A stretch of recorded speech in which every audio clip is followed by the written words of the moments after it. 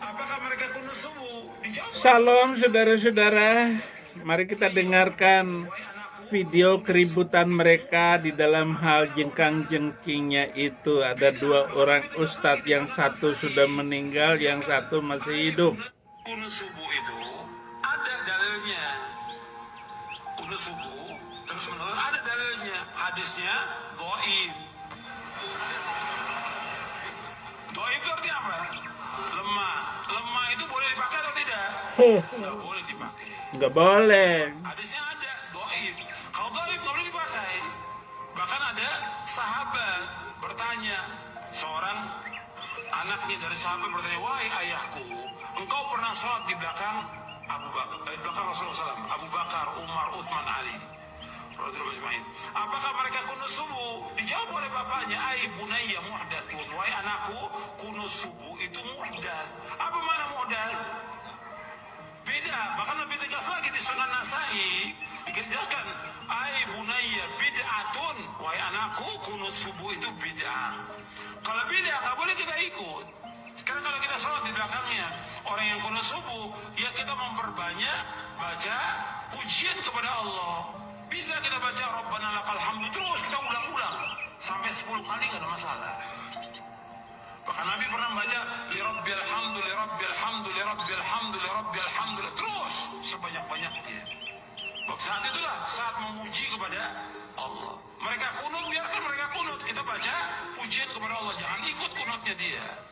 Tapi kalau dia sujud wajib ikut, karena kita bermakmum dengan imam.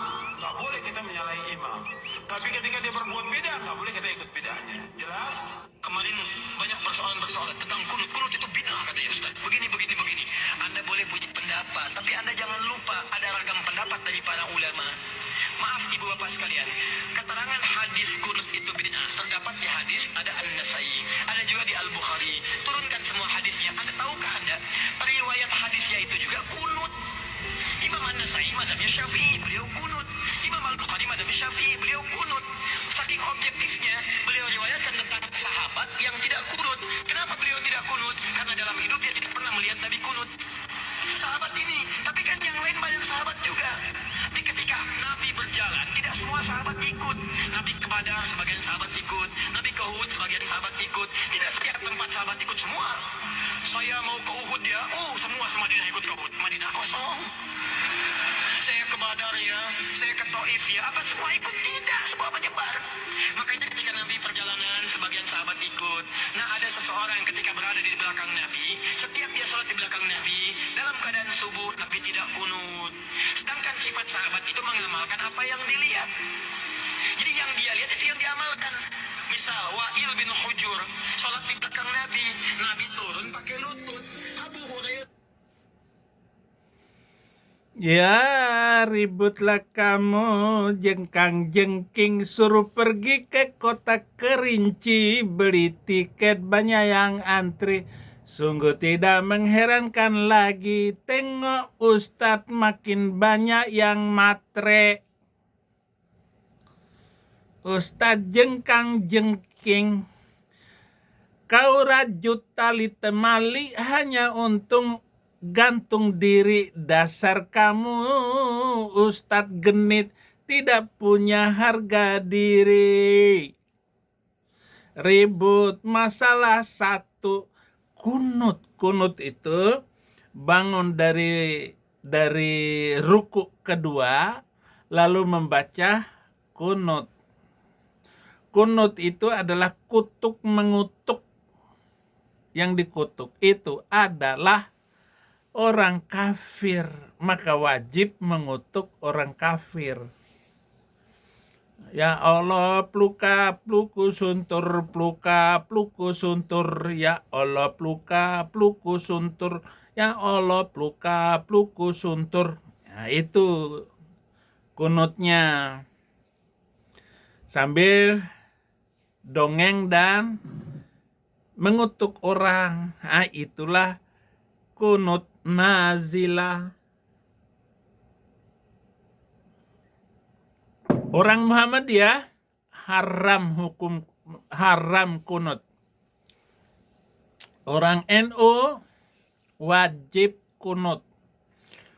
Dan ributnya sudah 1400 tahun tanpa satu orang pun yang bisa menolong dan membantu para ustadz ini. Yang kunut-kunut, yang nggak kunut-kunut. Nah, itulah yang melemahkan keyakinan mereka, yang melemahkan Islam itu sendiri. Belum lagi dia berhadapan dengan orang-orang yang beragama lain. Wah, itu lebih sadis lagi. Kalau bisa ya, itu nyanyinya, potong bebek angsa masa dikuali, nona minta dansa 4 kali, sorong ke kiri, sorong ke kanan. Ini yang disorong itu pisaunya itu untuk motong. Gimana mengikuti agama begitu? Kecap asin tidak butuh diseduh, jolok mangga dengan galah panjang, silap sedikit segera selingkuh iman. Silap sedikit segera selingkuh. Tersebutlah dia lelaki mata keranjang, dasar. Ribut masalah itu terus. Bagus. Maka mereka tidak bisa bersatu. Dan disinilah kesempatan kita menginjil. Karena keributan mereka masalah kunut. Mari kita teruskan kunut dan kita ributkan saja. Supaya umat mereka tambah bingung. Biar dulu itu burung masjid. Sekarang jadi burung gereja.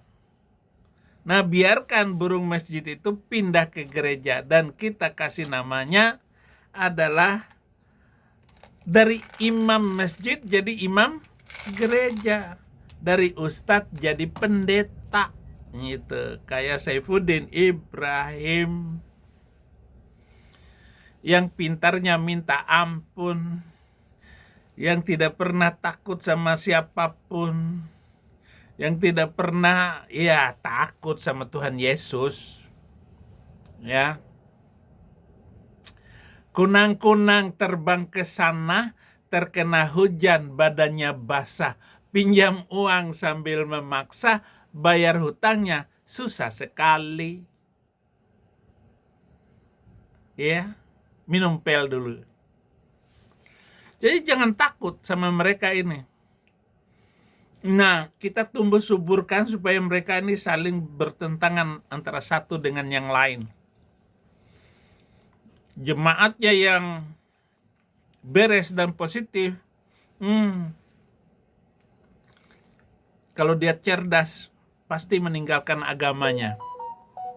Jadi mereka yang tidak mau meninggalkan agamanya, itu berarti BODOH.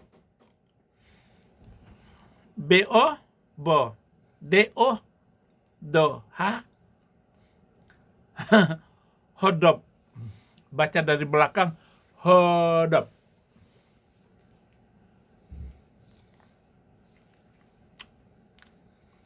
Pagi hari makan bawang, terlihat ular berkelat-kelit. Terlalu sering meminjam uang, giliran dipinjam, sungguh pelit. Gimana, saudara? Jadi iman Anda bagus. Yang satu masih hidup, yang satu yang tidak membolehkan kunut, sudah innalillahi wa inna ilaihi raji'un. Dia sudah dikelilingi oleh 72 bidadari. Tuhan Yesus memberkati.